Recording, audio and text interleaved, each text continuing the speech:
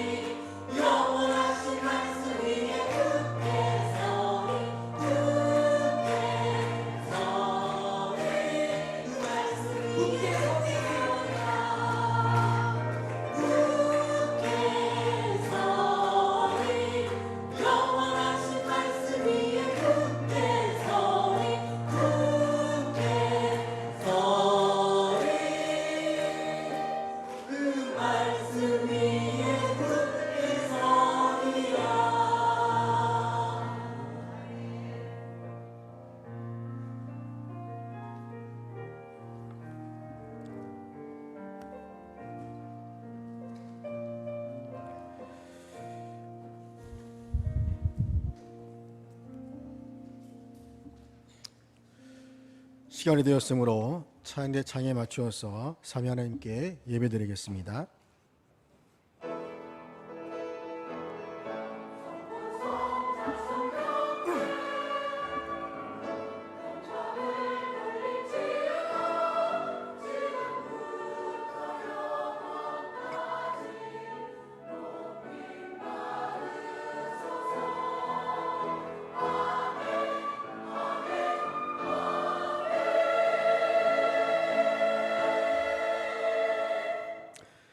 내가 산을 향하여 눈을 들리니 나의 도움이 어디서 올까? 나의 도움은 천지를 지으신 여호와에게서로다.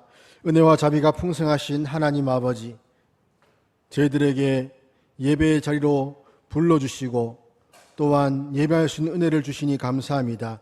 이 시간 이곳에 나와 주 앞에 머리 숙인 주의 백성들 위해 말씀으로 은혜 베풀어 주시고 위로를 주시고 안식을 주시며 정말 부활의 삶을 살아갈 수 있는 은혜와 평강을 허락하여 주시옵소서. 예배 시간이 하나님께서 저희와 함께 하시는 온전한 시간 될 수 있도록 성령께서 인도하여 주시기를 간절히 소망하며 우리 주 예수 그리스도의 이름으로 기도합니다. 아멘. 찬송가 19장 다 함께 부르겠습니다.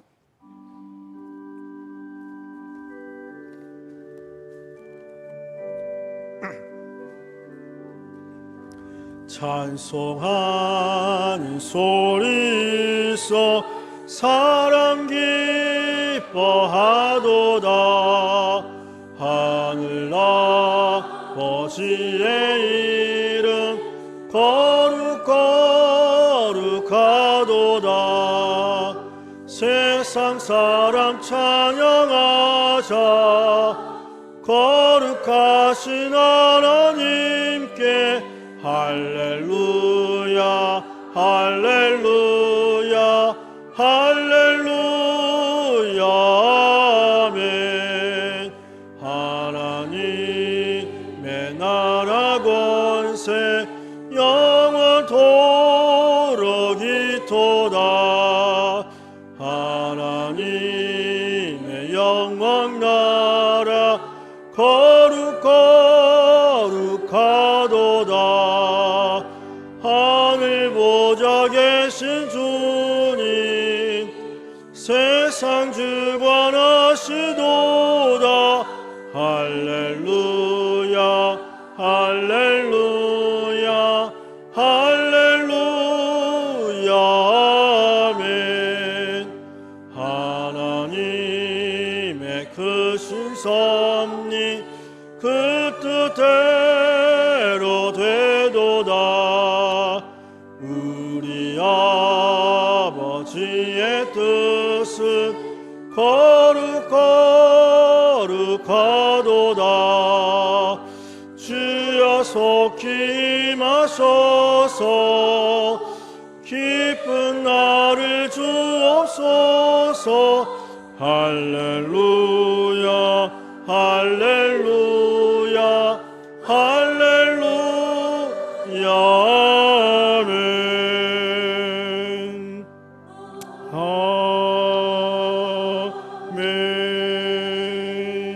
아멘.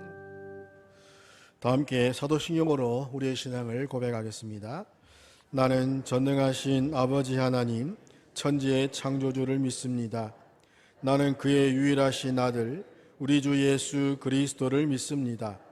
그는 성령으로 잉태되어 동정녀 마리아에게서 나시고 본디오 빌라도에게 고난을 받아 십자가에 못 박혀 죽으시고 장사된 지 사흘 만에 죽은 자 가운데서 다시 살아나셨으며 하늘에 오르시어 전능하신 아버지 하나님 우편에 앉아 계시다가 거기로부터 살아있는 자와 죽은 자를 심판하러 오십니다.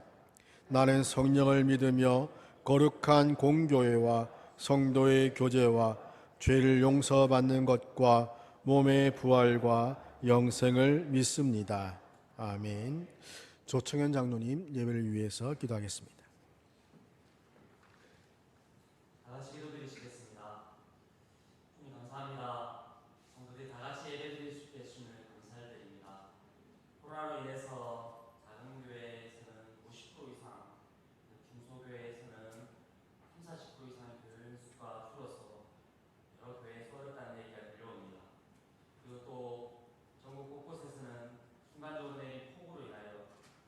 피해가 많은 사람들의 목숨을 잃어갔고 또 세계 곳곳에서는 폭염과 폭우 등 많은 기상 이변이 생겨서 사람들이 힘들어하고 있습니다. 모든 사람들을 위로하여 주시옵소서. 성경에 정말로 곳곳에 전쟁과 기근이 있다고 하였는데 사람들은 그 와중에도 먹고 살기 위해서 정신없이 노력하고 더 많은 욕심을 내고 자신들의 발을 탑을 쌓아갈 때 정신이 빠져 있습니다. 이럴 때 우리 교회가 어떻게 살아가야 할지 주님의 말씀을 보고 듣고 깨닫게 하여 주시옵소서. 주님, 우리 교회에 최고로 좋은 때에 최고의 목사님을 최고의 방법으로 영원한 교회 목자로 선정해 주심을 감사드리고 감사드립니다. 우리의 뜻이 아닌 하나님의 뜻임을 믿고 우리의 마음에 꼭 맞지 않더라도 주님께 아멘하며 순종함을 배울 수 있는 좋은 기회로 주심을 감사드립니다. 그때 내가 내 영을 내 남종과 여종들에게 부어주리니 그들이 예언할 것이요 또 말세에 내가 내 영을 내 모든 육체에게 부어주리니 너희 자녀들은 예언할 것이요 너희 젊은이들은 환상을 보고 너희 늙은이들은 꿈을 꾸리라고 하였습니다. 영원한 교회 오실 주님의 종을 통하여 하시는 놀라운 일들을 기대하면서 꿈을 꾸고 하나님이 부어주실 성령님께 기대하고 영적인 육적인 부흥을 기대하게 하여 주시옵소서. 말씀으로 먼저 회개하게 하시고 영적인 부름에 깨닫게 하여 주님을 만났던 그 첫사랑의 감동을 회복하게 하시고 기도의 문이 열리게 하여 주시고 전도의 문이 열리게 하여 주시고 성김의 문이 열리게 하여 주시고 부흥의 문이 열리게 하여 하나님이 기뻐하시는 교회, 성도들이 행복한 교회가 될 수 있게 하여 주시옵소서. 저희들은 약하고 죄 많은 존재들입니다. 서로에게 미루고 자신보다 남 탓을 하는 약한 존재입니다. 자신을 고치기보다는 상대방을 정죄하고 그런데 더 익숙한 우리임을 고백합니다. 주님 불쌍히 여기셔서 성령님의 힘을 통하여서 하나님을 잘 섬기고 교회 성도들을 그리고 이웃을 잘 섬길 수 있게 하여 주시옵소서. 세상은 발전하고 정말 순간적으로 너무 놀랍게 변화에 되어서 하나님이 없어도 세상에서 출세만 하면 돈이 많기만 하면 아무 문제 없이 잘 살 것처럼 생각하는 사람이 점점 늘어나고 있습니다. 주님을 믿는 저희들도 크게 다르지 않습니다. 하나님을 믿으면서 세상의 성공과 이득만을 구하는 저희 모습들을 보면서 정말 나약한 저희들임을 고백합니다. 주님의 일을 하고 있으면서 정말 저희들이 지치지 않게 해주시고 성도들의 섬김에 있어서 더 오래 참게 하여 주시고 하나님 믿는 신앙생활을 하면서 예수님의 성품을 더 닮아갈 수 있도록 저희들 기도하며 하여 주시옵소서. 교회 여러 가지 필요를 챙겨가면서 섬기는 손길이 많이 있습니다. 그들의 수고와 섬김을 위로하여 주시고 성도들 서로를 통해서 위로를 받게 하시고 그 서로를 사랑하게 하여 주시고 자신의 것을 나누는 놀라운 교회 지체들의 모습을 서로에게 발견하게 하여 주시옵소서. 저희들 다음 세대를 위해 기도합니다. 2000년 전에 오셨던 예수를 우리가 믿듯이 예수님을 만나면 놀라운 변화가 생김을 저희들 믿습니다. 주님이 십자가의 체험을 통하여서 성도 개개인 모든 십자가를 체험하게 해주시고 그 저희들의 체험이 그 놀라운 섬김이 그 놀라운 그 만남들을 우리 다음 세대들에게 잘 전달되게 해주시옵소서. 그 모든 것 속에서 먼저 믿는 저희들이 먼저 본을 보여주시게 하여 주시옵소서. 우리가 생각하는 것보다 더 크신 주님을 믿고 감사하며 늘 함께 해주시고 주님을 믿습니다. 저희들 눈과 저희들 손과 저희들 입을 지켜주시고 저희들 모두 가는 발걸음을 지켜주실 줄 믿사오며 저희들과 늘 함께 해주시는 예수님의 이름으로 감사하며 기도드리옵나이다. 아멘.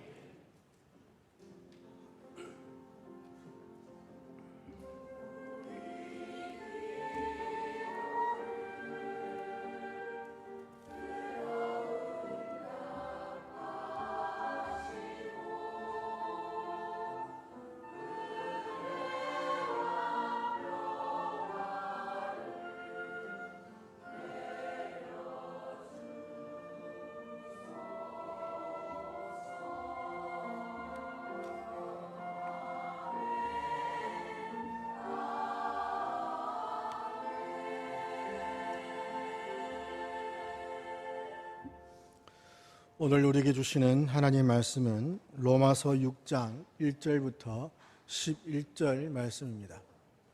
로마서 6장 1절부터 11절 말씀, 신약성경 46면입니다. 봉독하겠습니다. 그런즉 우리가 무슨 말을 하리요? 은혜를 더하게 하려고 죄에 거하겠느냐?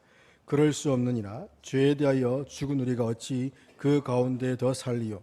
무릇 그리스도 예수와 합하여 세례를 받은 우리는 그의 죽으심과 합하여 세례를 받은 줄을 알지 못하느냐? 그러므로 우리가 그의 죽으심과 합하여 세례를 받음으로 그와 함께 장사되었나니 이는 아버지의 영광으로 말미암아 그리스도를 죽은 자 가운데에서 살리심과 같이 우리로 또한 새 생명 가운데에서 행하게 하려 함이라. 만일 우리가 그의 죽으심과 같은 모양으로 연합한 자가 되었으면 또한 그의 부활과 같은 모양으로 연합한 자도 되리라. 우리가 알거니와 우리의 옛사람이 예수와 함께 십자가에 못 박힌 것은 죄의 몸이 죽어 다시는 우리가 죄에게 종노릇 하지 아니하려 함이니 이는 죽은 자가 죄에서 벗어나 의롭다 하심을 얻었습니다. 만일 우리가 그리스도와 함께 죽었으면 또한 그와 함께 살 줄을 믿노니 이는 그리스도께서 죽은 자 가운데서 살아나셨음에 다시 죽지 아니하시고 사망이 다시 그를 주장하지 못할 줄을 알미로다. 그가 죽으심은 죄에 대하여 단번에 죽으심이요 그가 살아계심은 하나님께 대하여 살아계심이니 이와 같이 너희도 너희 자신을 죄에 대하여는 죽은 자요 그리스도 예수 안에서 하나님께 대하여는 살아있는 자로 여길지어다. 아멘. 할렐루야. 찬양대의 찬양 후에 목사님 나오셔서 말씀 전하시겠습니다.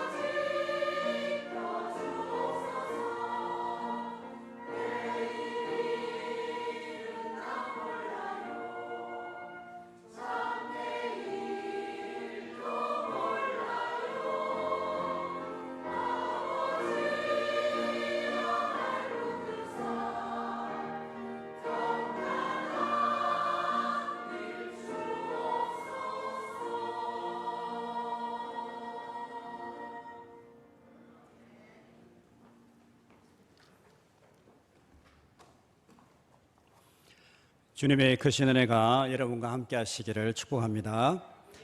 오늘 이 시간에는 복음, 부활, 생명의 삶을 누리자라는 제목으로 여러분과 말씀 나누도록 하겠습니다. 우리가 성경을 유심히 보게 되면 성경에 있는 많은 하나님의 사람들은 세상에 알지 못하는 하나님께서 주시는 놀라운 은혜와 풍성한 생명을 누리고 살았다라는 것을 보게 됩니다. 또한 신약의 교회의 성도들은 예수 그리스도를 주로 고백하고 예수를 믿게 될 적에 그들의 생명에 위협이 있고 삶에 어려움이 있고 직장을 쫓겨나야 되는 그러한 시련이 있었지만 그럼에도 불구하고 그들은 정말 세상이 알지 못하는 성령의 위로와 또 하늘의 신령한 은혜를 누리며 그들의 신앙의 여정을 걸어갔다라는 것을 보게 됩니다. 그러면서 곰곰이 묵상하게 되고 질문하게 되는 것은 과연 나는 예수 그리스도를 주로 고백하고 하나님을 믿으면서 그러한 하늘의 은혜와 복음의 생명을 누리며 살아가고 있는가? 오늘 우리 시대의 교회의 성도들은 그러한 하나님께서 주시는 세상을 이기게 하는 그러한 복음과 부활의 생명을 누리고 있는가라는 질문을 하게 됩니다. 주 안에서 사랑하는 성도 여러분, 복음 안에 있는 하나님의 신적인 생명과 능력과 행복과 만족을 누리면서 그렇게 신앙의 여정을 걸어가고 계십니까? 아멘이 없으십니까? 그런 은혜를 누리며 신앙의 여정을 걸어가고 계십니까? 아멘. 분명 어떤 분들은 그 복음의 은혜와 또 성령의 위로를 누리면서 신앙의 여정을 걸어가시는 분들이 계실 것이고 또 어떤 분들은 과연 그게 무엇일까? 내가 예수님을 믿고 있지만 그게 무엇일까? 그렇게 질문하고 또 그렇게 기도하면서 신앙의 여정을 걸어가시는 분들이 계실 것입니다. 오늘 이 시간에는 주의 복음과 그 복음 안에 있는 풍성한 생명, 부활의 생명과 또 은혜에 관하여서 그것을 누리는 성도의 삶에 관하여서 여러분들과 말씀을 나누도록 하겠습니다. 먼저 창세기 1장에서 3절 말씀을 보면 모든 인간은 죄로 인하여서 저주와 사망 또한 저주와 또한 어두움의 운명 아래 놓여 있다라는 것을 말씀하고 있습니다. 우리 모든 인생은 죄로 인하여서 저주와 사망의 운명 아래 놓여 있다라는 것을 말씀하고 있는 것이죠. 우리가 이제 성경을 보면 창세기 1장에서 11장의 내용은 모든 인류의 기원과 또한 사람의 근본이 무엇인가 또 문명이 어떻게 들어왔는가 그것을 보여주고 있습니다. 실제로 이제 이스라엘의 역사는 창세기 12장 아브라함이 등장하면서부터 시작되는 것이고 1장에서 11장의 내용은 모든 인간에 관하여서 인류에 대해서 이야기하고 있는데 창세기 1장에서 3장을 특별히 보면 인간이 어떻게 지어졌는가 또 죄가 어떻게 인간 세상에 들어오게 되었는가 또한 인간의 근본은 무엇인가라는 것을 보여주고 있습니다. 하나님께서 6일 동안 모든 만물들을 말씀으로 창조하시고 이제 6일이 되는 때에 하나님께서 인간을 창조하십니다. 그런데 하나님께서 인간을 창조하시는데 이 인간을 모든 만물이나 짐승과 새와 다르게 독특하게 창조하셨다라는 것을 성경은 말씀하고 있습니다. 주 안에서 사랑하는 성도 여러분, 하나님께서 과연 우리 인간을 어떻게 특별하게 지으셨을까요? 어떻게 지으셨을까요? 아마 여러분 마음속으로 아마 생각하실 수 있습니다. 그런데 하나님께서 우리 인간을 지으셨을 적에 모든 만물이나 짐승과 다르게요 하나님께서 인간을 하나님의 모양과 형상대로 지으셨다라고 말씀합니다. 창세기 1장 26절에서 28절 말씀을 제가 한번 읽어보겠습니다. 하나님이 이르시되 우리의 형상을 따라 우리의 모양대로 우리가 사람을 만들고 그들로 바다의 물고기와 하늘의 새와 가축과 온 땅과 땅에 기는 모든 것을 다스리게 하자 하시고 하나님이 자기 형상 곧 하나님의 형상으로 사람을 창조하시되 남자와 여자를 창조하시고 하나님이 그들에게 복을 주시며 하나님이 그들에게 이르시되 생육하고 번성하여 땅에 충만하라 땅을 정복하라 바다의 물고기와 하늘의 새와 땅에 움직이는 모든 생물을 다스리라 하시니라. 아멘. 이 말씀을 보면 하나님께서 모든 짐승과 모든 만물과 달리 하나님께서 인간을 그분의 형상과 모양으로 지으셨다라고 말씀하고 있습니다. 그러면 과연 우리 인간이 하나님의 형상과 모양을 따라 지음받았다라는 것이 무슨 의미가 있을까요, 여러분? 어떤 의미가 있을까요? 여러분, 우리 인간이 하나님의 모양과 형상을 따라 지음받았다라는 여기에는 심오한 의미가 담겨져 있습니다. 제가 이제 미국에 이제 유학을 가가지고 거기서 아이를 생산하게 됐습니다. 두 명의 자녀를 갖게 됐는데, 미국은 이제 복지가 좋아가지고 저소득층이나 이제 유학생들은요, 이 국가에서 아이를 출산할 수 있는 모든 도움을 다 혜택을 줍니다. 이제 제가 유학생이니까 이제 아이가 태어나기 2달 전부터 이제 산모와 아이의 검사하는 모든 부분들을 국가가 책임을 지는 거예요. 그리고 이제 아이들이 태어나서 18세가 될 때까지 교육과 건강과 또 심지어 치아까지 모든 것을 책임을 지고 그렇게 합니다. 아이가 태어날 때가 되면 이제 병원에서 모든 출산의 과정과 식료와 병원비를 다 이제 하는데, 이제 임신이 이제 되고 이제 출산일이 가까우니까 이제 배가 이제 터는 거예요, 아내가. 그래서 안 되겠다 싶어가지고 이제 병원을 이제 밤늦게 이제 갔는데 막 몇 시간 동안 진통을 하고, 제가 그걸 보면서요, 정말 어머니들 대단하시다. 가만히 있으면 큰일 나겠는 거예요, 보니까. 근데 이제 저녁에 들어가가지고 한 10시간 진통을 나가지고 이제 애가 태어났습니다. 첫째 애가 이제 딸아이가 태어났는데, 제가 그 모든 과정을 지켜보면서 이제 아이가 태어날 적에 제가 탯줄을 잘랐습니다. 탯줄을 자르고 나서 아이를 품 안에 안았는데 제가 깜짝 놀랐습니다. 2가지 사실에 깜짝 놀랐습니다. 먼저는 뭐냐면, 아이가 태어나면 TV나 이런 광고에 보면 피부가 좋아가지고 예쁜 그런 모습이 아니에요. 완전히 얼굴이 벌게가지고 고구마처럼 태어났는데, 내가 그걸 보고 깜짝 놀랐어요. 애들이 고구마처럼 벌게, 얼굴이 막 몸은 없는 거예요. 얼굴만 크다 이렇게 있는 거예요. 근데 두 번째 제가 놀란 게 뭐냐면요, 아이의 여자아이인데요, 아이의 얼굴에 저의 형상이 있는 거예요. 저의 모양이 있는 거예요. 저희 어릴 적에 모양이 아이의 얼굴에 판박이처럼 박혀 있는 거예요. 야, 신기하다. 이 모양과 형상이 박혀 있는 거예요. 2년 반 이후에 둘째 아이가 태어났습니다. 제가 또 이제 아내가 이제 출산하는 과정에 옆에 지켜보고 있다가 탯줄을 또 잘랐습니다. 아이를 품에 안는데요, 남자 아이인데요, 약간 골격이 더 좋아요, 딸아이보다. 그런데요, 얼굴을 보니까 그 얼굴에 저의 모양과 형상이 그대로 박혀 있는 거예요. 제가 그걸 보면서, 예전에 잘 아시는 목사님이 얼굴이 둥그름하게 달덩이 같은데 딸이 그래요. 저걸 보면서 어떻게 저럴 수 있을까 했는데, 제 딸을 보니까 제가 이해가 되더라고요. 여러분, 여기 본문에 보면 하나님께서 인간을 자신의 모양과 형상대로 지으셨다라고 말씀하고 있습니다. 그 말이 무슨 말씀입니까, 여러분? 하나님께서 인간을 지으실 적에 모든 만물은 영혼이 없이 그렇게 지었어요. 그런데 하나님께서 인간은 당신의 아들과 딸로, 당신의 자녀로 지으셨다라는 것을 말씀하고 있는 것입니다. 주 안에서 사랑하는 성도 여러분, 여기에는 신비한 비밀이 숨겨져 있습니다. 신비한 비밀이 숨겨져 있습니다. 무슨 말이냐면, 우리 인간의 근원이 어디에 있는가, 우리 인간의 존재의 근원이 누구에게 있는가, 그것을 보여주고 있는 것입니다.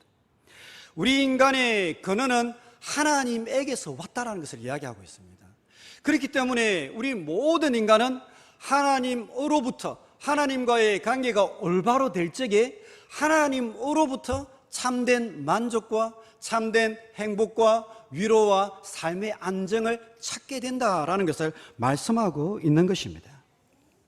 그렇기 때문에 세상적으로 아무리 성공하고 명성이 있고 권력을 얻었다 할지라도 하나님과의 관계가 깨어지고 하나님의 은혜를 모르는 사람들, 하나님과의 관계가 회복되지 않고 우리 속에 하나님의 형상이 일어나지 않는 사람은요, 참된 행복과 성공을 만날 수가 없고 경험할 수가 없다라는 것입니다. 마치 목마를 때에 바닷물을 떠먹으면 더욱더 목말라서 사람이 더 힘들고 미치게 되는 것처럼요, 세상 사람들이 성공하면 성공할수록 쾌락을 찾고 마약을 하고 그렇게 하는데요, 더 목말랐어요. 방황하고 힘들어하는 것입니다. 세계적으로 유명한 소설 작가 중에 미국의 어니스트 해밍웨이라는 그러한 작가가 있습니다. 혹시 문학을 하시는 분들은 좀 아실 수 있습니다. 어니스트 해밍웨이라는 작가가 있습니다. 이분이 어떤 책을 지었느냐면 누구를 위하여 종을 울리는가, 그리고 노인과 바다, 이런 세계적으로 유명한 그러한 책을 쓰게 되고요, 그래서 노벨 문학상도 받게 되고 퓰리처상도 그렇게 받게 됩니다. 제가 예전에 이제 좀 관심이 있어가지고 노인과 바다라는 그 책을 한번 읽어보았습니다.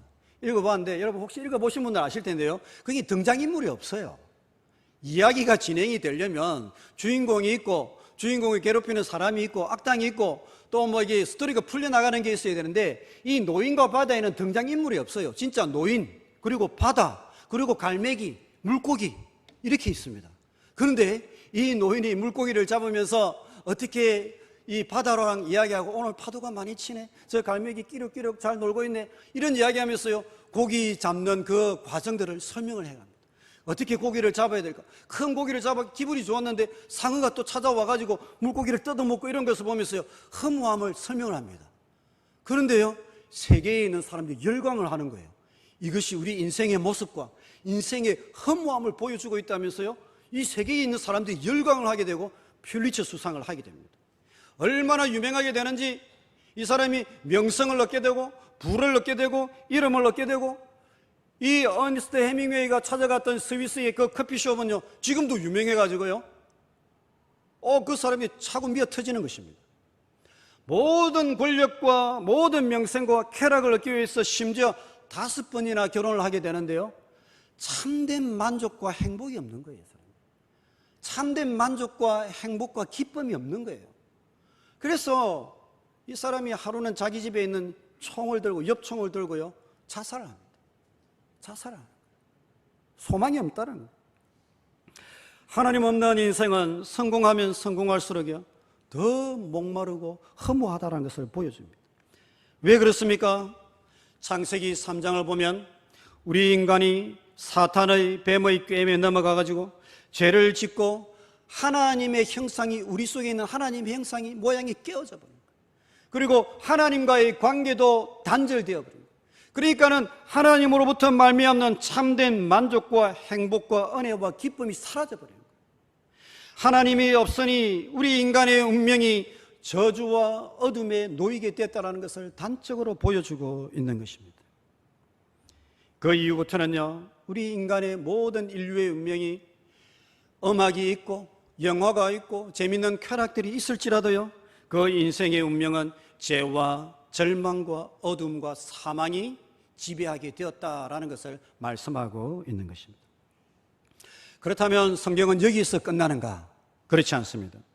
성경은요, 이 깨어진 하나님의 형상과 그리고 깨어진 하나님과의 관계를 회복하실 분이 우리 가운데 임할 것이다라는 것을 말씀하고 있습니다.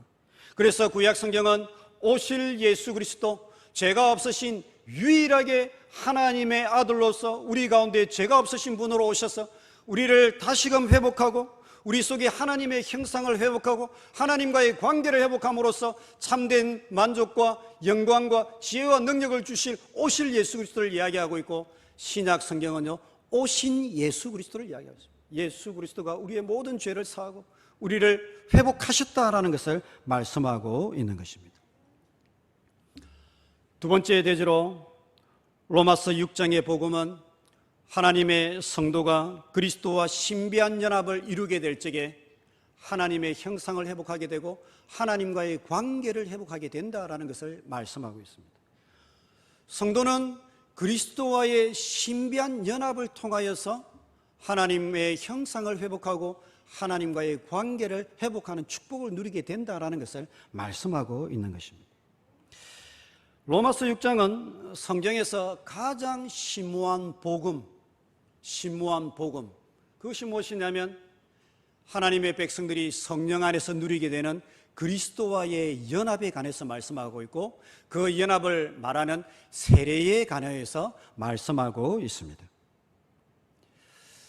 예수 그리스도를 믿지 않는 분들이 세례를 받는 것은 어떤 의미가 있습니까, 여러분?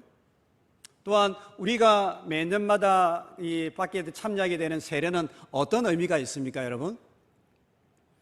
예수님을 믿지 아니하는 분들이 세례를 받는다라는 것은 이 세례를 통하여서 이제 예수 그리스도와 연합한 자가 되었다라는 것을 말씀하는 것입니다.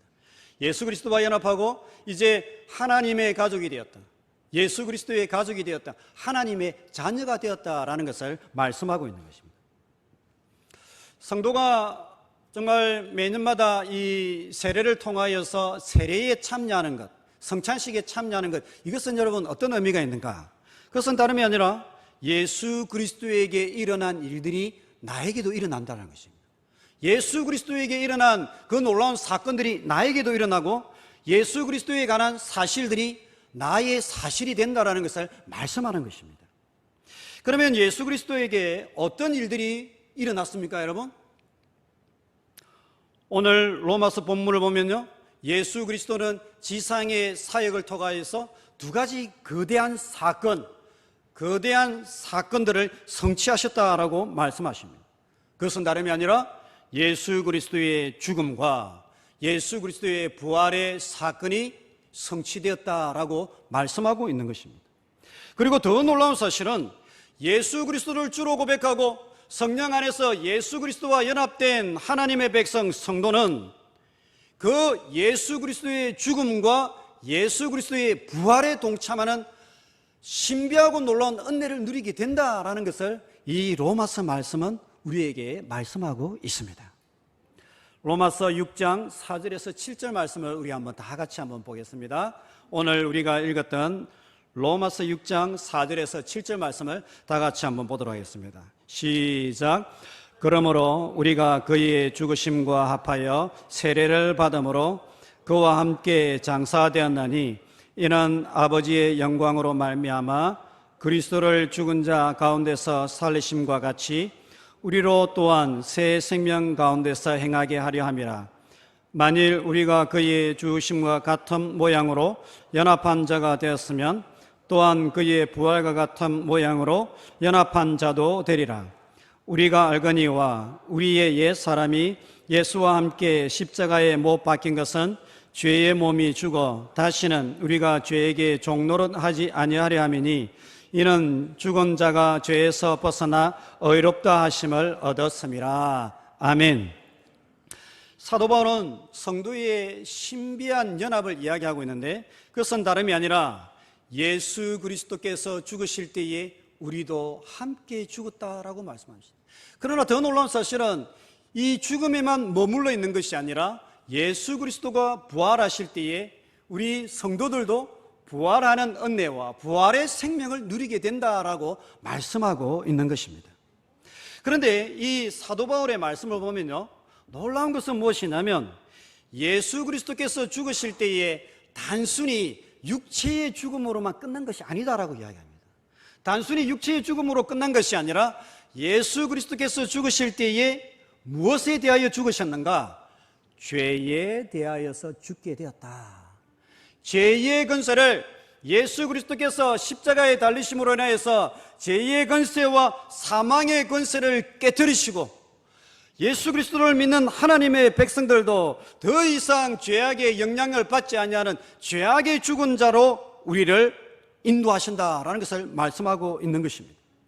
하나님과의 관계를 파괴하였던 그 죄악의 권세, 우리 속에서 하나님의 형상을 파괴한 그 죄악의 권세와 유혹을 예수 그리스도께서 십자가에 단번에 깨뜨리시고 죽으셨다라는 것을 말씀하고 있는 것입니다. 그렇기 때문에 누구든지 예수 그리스도와 연합한 자는 그도 또한 죄악에 대하여 죽게 되고 죄악에 대하여 죽었기 때문에 그는 더 이상 죄악의 종로로 타지 아니하고 죄악과 사망의 권세가 그를 지배하지 못할 것이다. 영적으로 자유한 자가 될 것이다 라는 것을 말씀하고 있는 것입니다. 한 걸음 더 나가서 예수 그리스도가 부활할 적에 죄악에서 자유한 자들은요, 예수 그리스도의 보혈의 은혜와 죄사함의 은혜를 덧입었어요. 의롭고 공의로운 하나님의 형상을 가진 의로운 백성으로 부활하게 된다. 하나님의 자녀로 부활하게 된다라는 것을 말씀하고 있는 것입니다. 할렐루야. 그러므로 우리는 더 이상 죄악의 자녀가 아닌 것입니다. 그러므로 우리는 더 이상 어둠의 자녀가 아닌 것입니다. 그러므로 우리 속에는요, 하나님의 형상을 가진 거룩한 하나님의 자녀로 부활하게 되고 새 생명을 덧입은 하나님의 자녀로서 이 신앙의 여정, 인생의 여정을 걸어가는 백성으로 부름받았다라는 것을 말씀하고 있는 것입니다.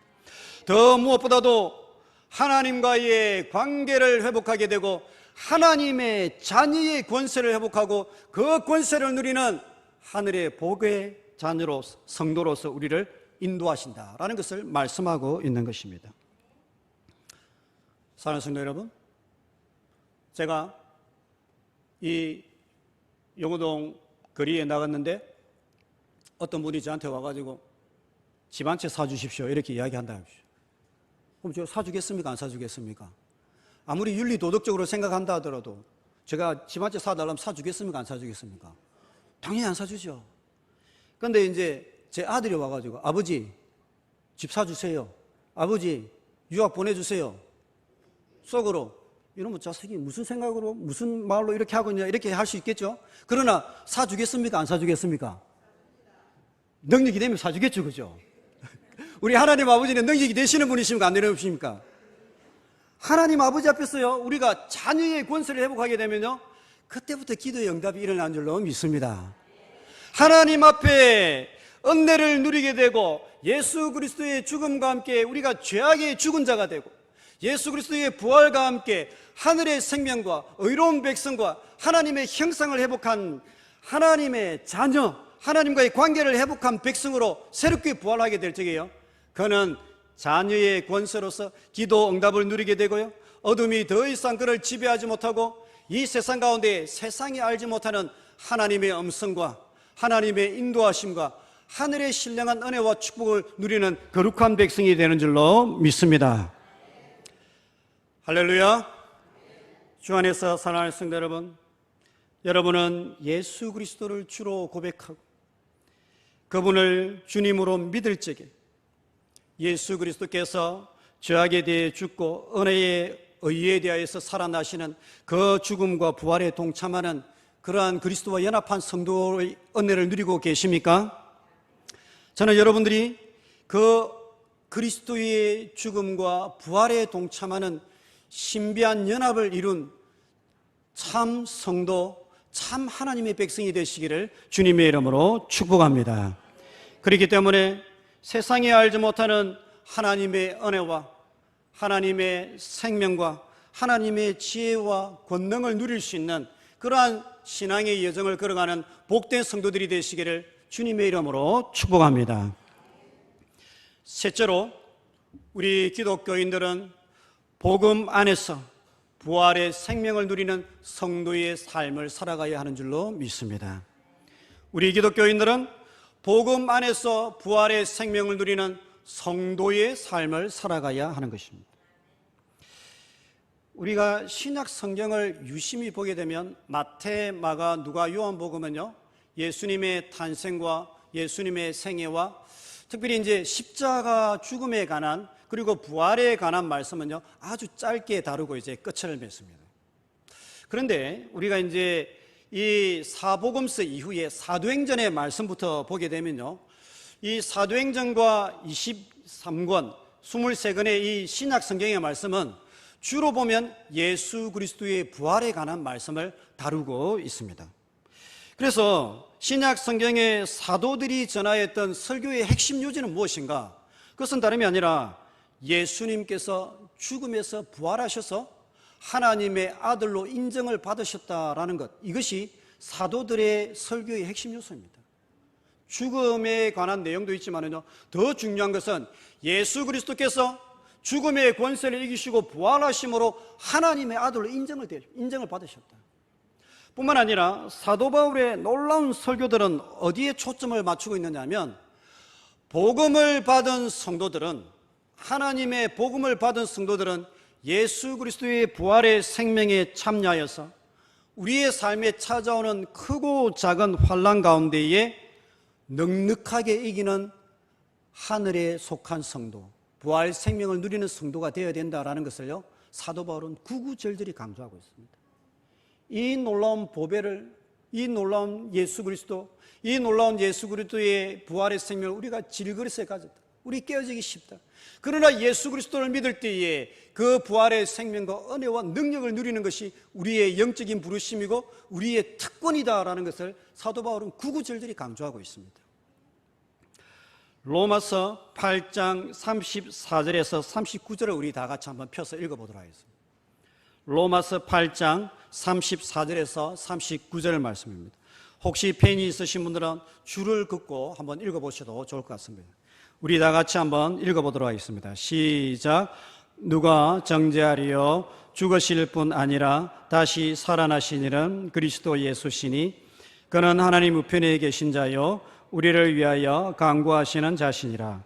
누가 우리를 그리스도의 사랑에서 끊으리요? 환난이나 공고나 박해나 기근이나 적신이나 위험이나 칼이라. 기록된 바 우리가 종일 주를 위하여 죽임을 당하게 되며 도살당할 양같이 여김을 받았나이다 함과 같으니라. 그러나 이 모든 일에 우리를 사랑하시는 이로 말미암아 우리가 넉넉히 이기느니라. 내가 확신하노니 사망이나 생명이나 천사들이나 권세자들이나 현재일이나 장래일이나 능력이나 높음이나 깊음이나 다른 어떤 피조물이라도 우리를 우리 주 그리스도 예수 안에 있는 하나님의 사랑에서 끊을 수 없으리라. 아멘. 이 본문에 의하면 사도 바울은 성도의 삶을 어떻게 표현하고 있습니까, 여러분? 36절 말씀해 보면 우리가 종일 주를 위하여 죽임을 당하게 되며 도살당할 양같이 여김을 받았나이다. 굉장히 힘들고 괴로웠다라는 말씀이죠. 물론 사도 바울은 복음을 전하면서 다양한 핍박과 박해를 받았기 때문에 그런 말씀을 하고 있지만은요, 이 35절과 그 이후의 말씀을 보면 이 복음을 전하는 그것을 위해서 고난과 환난이 있을 뿐만 아니라 우리의 삶 속에 크고 작은 시련과 어려움이 있다는 것을 말씀하고 있습니다. 35절 말씀해 보면요, 환난과 공고와 박해와 기근과 적신, 이러한 위험과 칼의 어려움이 그에게 있었다라는 것을 이야기하고 있습니다. 뿐만 아니라 38절에 이렇게 이야기합니다. 사망과 생명과 현재의 일과 장래의 일, 크고 작은 어려움이 우리 인생 가운데 찾아온다라고 이야기하고 있습니다. 우리 삶의 본질이 그렇다는 거죠. 그 누구도 이 어려움과 태어나면 죽는 것이고요, 현재의 일이 있고 장래의 일이 있고 어려움이 있다는 것입니다. 이게 우리 인생의 본질이다라는 것입니다. 그러면 그때 성도는 낙심하고 좌절하는 그러한 삶을 살아가는 자입니까? 사도 바울은 그렇게 말씀하지 않습니다. 성도는 낙심하고 좌절하는 것이 아니라 37절 말씀에 이렇게 말합니다.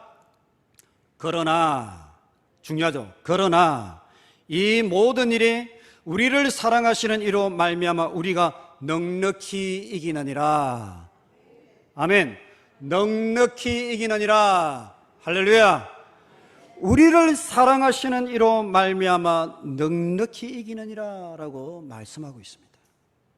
39절 말씀에 그 어떤 것도 우리 주 예수 그리스도 안에 있는 하나님의 사랑에서 우리를 끊을 수 없으리라. 현재일이나 장래일이나 사망이나 환난이나 공고나 핍박이나 기근이나 칼이나 적신이나 그 어떤 것도 우리를 예수 그리스도의 안에 있는 하나님의 사랑에서 끊을 수 없을 것이다. 그런데 사도 바울의 말이 뭐라고 하냐면 내가 확신하노니 그 어떤 것도 우리를 하나님의 사랑에서 끊을 수 없을 것이고 이 모든 것을 넉넉하게 이기느니라 라고 말씀하고 있습니다. 저는 이러한 은혜를 누리는 우리 모든 성도님들이 되시기를 주님의 이름으로 축복합니다. 그렇다면 중요한 것은요, 사도 바울의 이런 놀라운 확신과 넉넉하게 이기는 그 능력은 어디에서 오는가? 어디에서 과연 이것이 출발하는가, 시작되는가입니다. 그것은요, 그 비밀은 34절에 있습니다. 34절에 보면요, 우리가 믿는 예수 그리스도가 어떤 분이신지 그걸 강조하고 있습니다. 그분을 신뢰할 적에 외적인 환경과 시련이 있어도 우리가 넉넉히 이긴다라고 이야기하고 있습니다. 34절 말씀 제가 한번 읽어 올리겠습니다. 죽으실 뿐 아니라 다시 살아나신 이는 그리스도 예수시니 그는 하나님 우편에 계신 자요 우리를 위하여 간구하시는 자신이라. 예수 그리스도는 누구신가? 죽었다가 다시 살아나신 이 예수 그리스도, 죽음의 권세를 이기신 예수 그리스도, 사망의 권세를 이기신 예수 그리스도, 어둠의 권세를 이기신 예수 그리스도, 우리의 삶에 빛을 주시는 예수 그리스도, 우리의 삶에 생명을 주시는 예수 그리스도, 우리의 삶에 생수의 강물을 허락하시는 예수 그리스도, 그 예수 그리스도에 인하여서요 우리가 넉넉하게 이기게 된다라는 것을 말씀하고 있는 것입니다. 우리가 곰곰이 생각해 보면 세상에서 가장 두렵고 무서운 게 무엇일까? 세상 사람들이 가장 두려워하고 무서워하는 게 무엇일까? 이게 사망이고요, 죽음이죠. 사망이고 죽음이죠. 그런데 예수 그리스도께서요 그 권세를 깨뜨리시고 죽음에서 부활하심으로 사망의 생명으로 이기셨다. 하나님의 권능으로 그 사망을 깨뜨리시고 모든 그리스도를 믿는 자들에게 부활의 생명과 영원한 빛과 영원한 생수를 우리에게 허락하여 주셨다라고 사도 바울은 선포하고 있는 것입니다. 무엇보다도 놀라운 사실은요, 이 예수 그리스도께서 하나님 우편에 앉아 계셨어요. 우리를 위하여서 기도하고 계신다는 것입니다. 우리를 위하여 중보기도하고 계신다는 것입니다. 이게 얼마나 큰 위로가 되는지 모릅니다. 힘들고 어려울 때 기도해 보십시오. 기도가 잘 되는 때도 있지만 안 되는 때도 많습니다. 마음이 무너지고 속이 상하는데 기도가 되면 정말 대단한 성도이고, 기도가 잘 안 되면 그럴 때도 있는 것이죠. 그런데요, 이 말씀에 보면요, 예수 그리스도가 하나님 우편에 앉아 계셔서요 우리 쓰러져 있는 성도, 낙심한 성도, 마음이 무너진 그 성도를 위하여서 기도하고 계시고 그를 중보하고 계시고 한없는 탄식과 눈물과 간구함으로 성부 하나님께 기도하면서요 우리가 다시금 일어서고 하나님의 은혜와 생명을 누리고 우리가 놓쳐버리고 있는 그 복음의 비밀, 부활의 생명을 누리는 그러한 하나님의 백성으로 다시금 일어서게끔 우리를 위하여서 기도하고 계신다라는 사실을 말씀하고 있는 것입니다. 그렇기 때문에 우리는 세례를 통하여서 주님과 연합한 자가 되고, 그 주님과 연합한 자가 될 적에요 세상이 알지 못하는 하늘의 은혜와 하나님의 생명과 하나님의 지혜와 능력을 누리면서요 이 인생의 여정을 걸어가는 줄로 믿습니다. 그러한 하나님의 백성의 삶의 비밀과 능력이 여러분 가운데에 작동하고 여러분 가운데 체험되고 여러분을 이렇게 세우는 그러한 놀라운 역사, 복음의 역사가 일어나기를 주님의 이름으로 축복합니다. 제가 이제 미국에 이제 공부를 할 적에 제 이제 학교 기숙사, 제가 사는 기숙사에서 한 40분 떨어진 곳에 안디옥 기도원이라는 곳이 있었습니다. 안디옥 기도원. 이제 거기에 가면 이제 여자 목사님이 이제 국수를 그렇게 맛있게 삶아주죠. 국수를 양도 많이 주시는데 국수를 그렇게 맛있게 삶아요. 그래서 제가 이제 기도도 하고 거기서 공부도 하고 논문도 쓰고 이렇게 해야 되겠다 싶어가지고 아내한테 허락을 받아가지고 이제 거기에 종종 올라가서 이제 기도도 하고 공부도 하고 논문도 쓰고 이제 그렇게 하였습니다.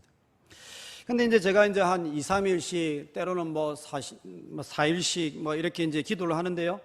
거기 보면, 그 기도하다 보면 다양한 분들이 왔다 가셔요.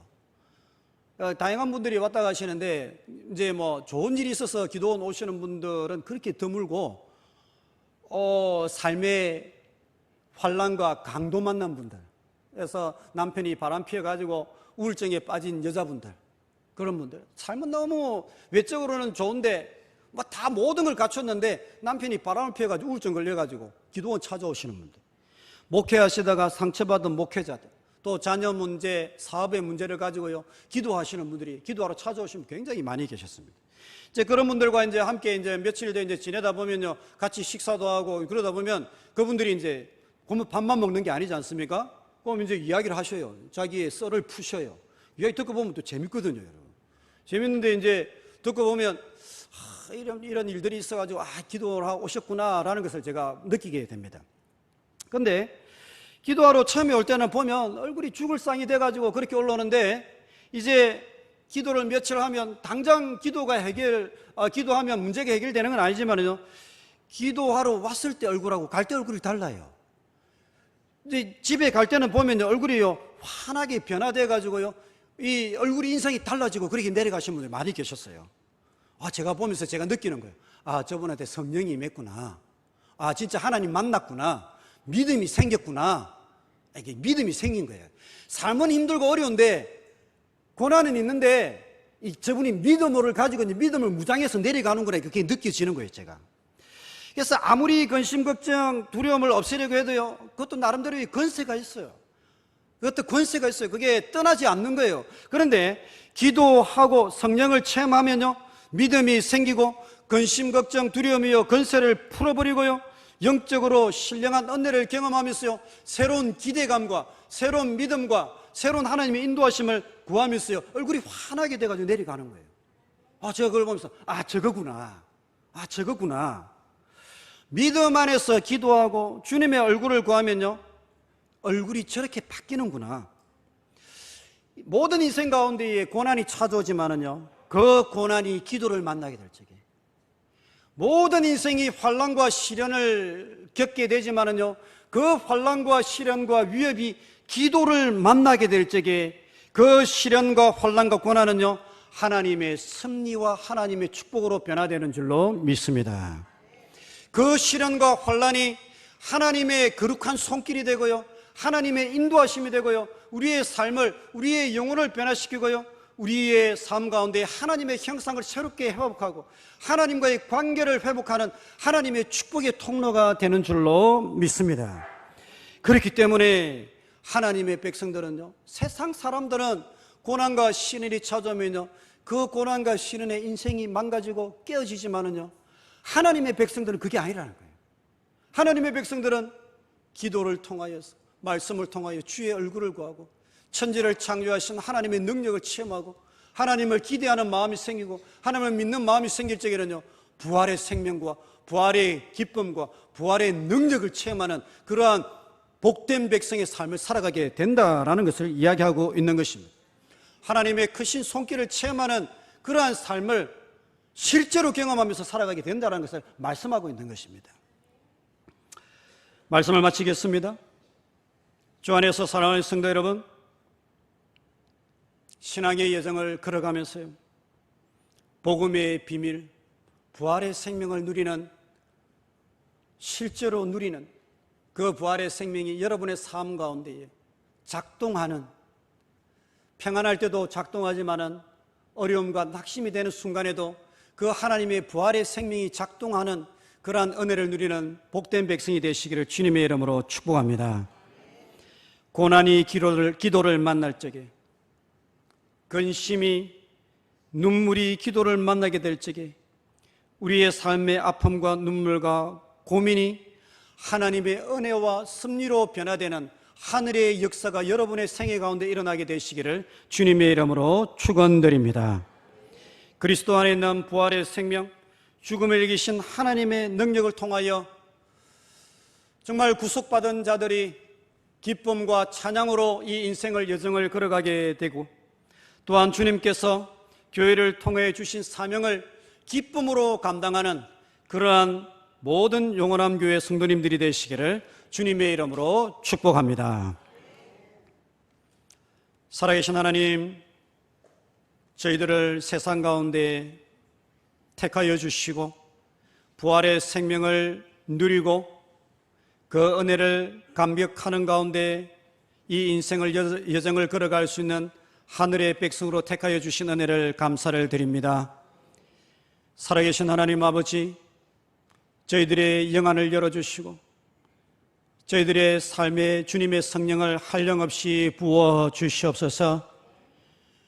우리가 그리스도의 죽음과 함께 죄악의 죽은 거룩한 백성이 되게 하여 주시고 그리스도의 부활과 연합하여 부활의 생명을 누리는 복된 백성이 될 수 있도록, 자녀의 백성이 될 수 있도록 저희들을 축복하여 주시옵소서.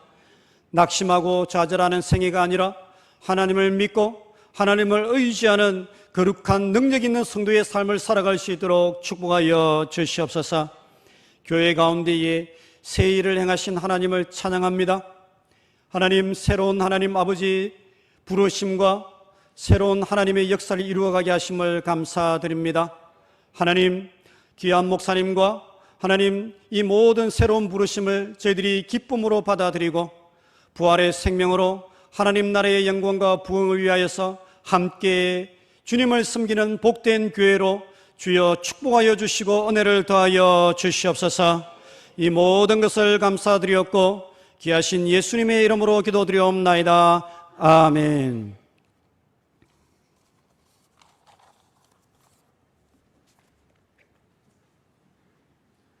찬송가 429장 다 함께 부르겠습니다.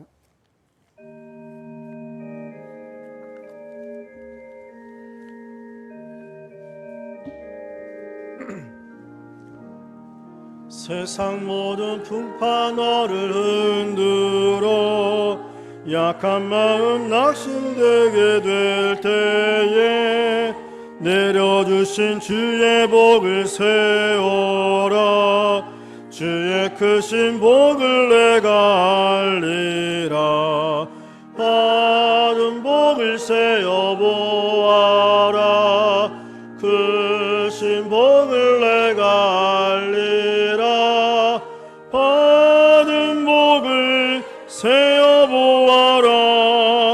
그의 크신 복을 내가 알리라. 세상 근심 걱정 너를 누르고 십자가를 등에 지고 나갈 때 주가 내게 주신 복을 세어라. 두려움 없이 앞만 보고 나가라. 세어보아라. 크신 복을 내가 알리라. 받은 복을 세어보아라. 주의 크신 복을 내가 알리라.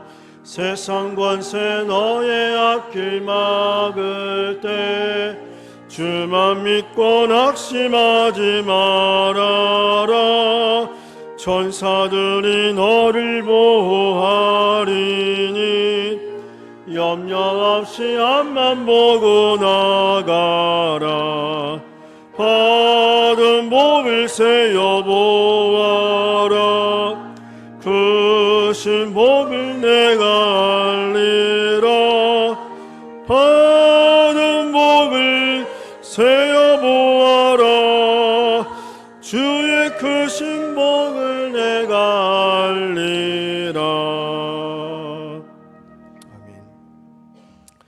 교회 소식 전하겠습니다. 여름 성리학교 유치부 초등부가 오늘까지 진행이 됩니다. 위에서 기도해 주셔서 감사드리고 나머지 청소년부, 청년부 위에서 기도해 주시기 바랍니다. 차량위원회 광고입니다. 차량을 사용하신 교육부서나 전도에서는 사용 후에 꼭 청소와 정리정돈을 해 주시길 바랍니다. 먹다가 남긴 음료수 통이라든지 과자, 봉지 이런 것들은 꼭 치워주시고 나중에 뒤에 또 사용할 부서나 기관들이 깨끗하게 사용할 수 있도록 신경을 써주시면 감사드립니다. 떡 섬김이 있습니다. 최용주 명예주사님 떡으로 섬기게 됩니다. 그 외에는 주보를 참조하시고 목사님 나오셔서 봉헌기도와 축도해 주시겠습니다.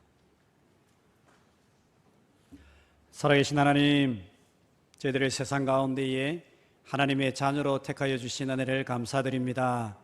또한 하나님, 이 인생의 여정을 걸어가면서 세상의 크고 작은 일에 낙심하고 좌절하는 것이 아니라 주님의 부활의 생명을 의지하고 주님의 크신 손길을 누리면서 승리하고 넉넉히 이기는 삶을 살아갈 수 있도록 축복하여 주심을 감사합니다. 우리의 신앙의 연수가 더하여 가고 인생의 연수가 더하여 가는 만큼 그리스도의 사랑이 우리의 삶 가운데에 더욱더 풍성하게 부어지는 은혜를 더하여 주시옵소서. 뿐만 아니라 하늘의 생명과 부활의 생명을 더욱더 만끽하고 누리면서 이 세상 가운데에 하나님의 영광과 하나님의 생명과 승리를 전파하는 복된 성도의 삶을 살아갈 수 있도록 축복하여 주시옵소서. 받은 은혜를 감사하여 주님 앞에 귀한 예물을 올려드립니다. 주님, 이 예물을 허명하여 주시고 우리의 물질과 함께 우리의 마음도 올려드리오니 우리의 삶을 주님 기쁘게 받아 주시옵소서. 또한 믿음으로 이렇게 드리는 예물 위에 주께서 축복하여 주셔서 드리는 손길과 그 가정과 자녀와 하나님 모든 생업의 현장을 축복하여 주셔서 하나님께서 우리와 함께 하시고 은혜를 내리시고 하나님께서 흔들어 부어주시는 그 놀라운 축복을 우리 삶 속에 간증하고 누리는 그러한 복된 성도의 삶이 될 수 있도록 축복하여 주시옵소서. 이 모든 것을 감사드리었고 귀하신 예수님의 이름으로 기도드리옵나이다. 아멘. 주 예수 그리스도의 은혜와 하나님의 크고 극진하신 사랑과 성령의 교통하심이 부활의 생명으로 이 신앙의 여정을 길을 걸어가기를 결단하는 모든 하나님의 백성들을 위해 지금부터 영원토록 함께 있을지어다. 아멘.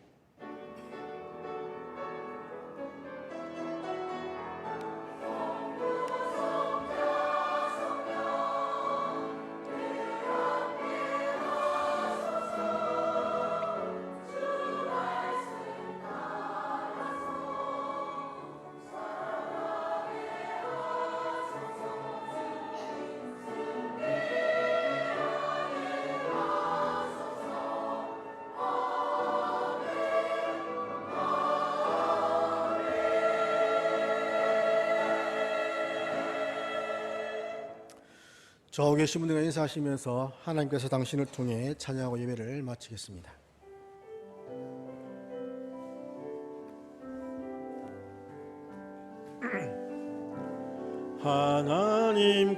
하나님께서 당신을 통해 메마른 땅에 샘을 나게 하시기를 가난한 영혼, 목마른 영혼, 당신을 통해 주 사랑 알기 원하네. 하나님께서 당신을 통해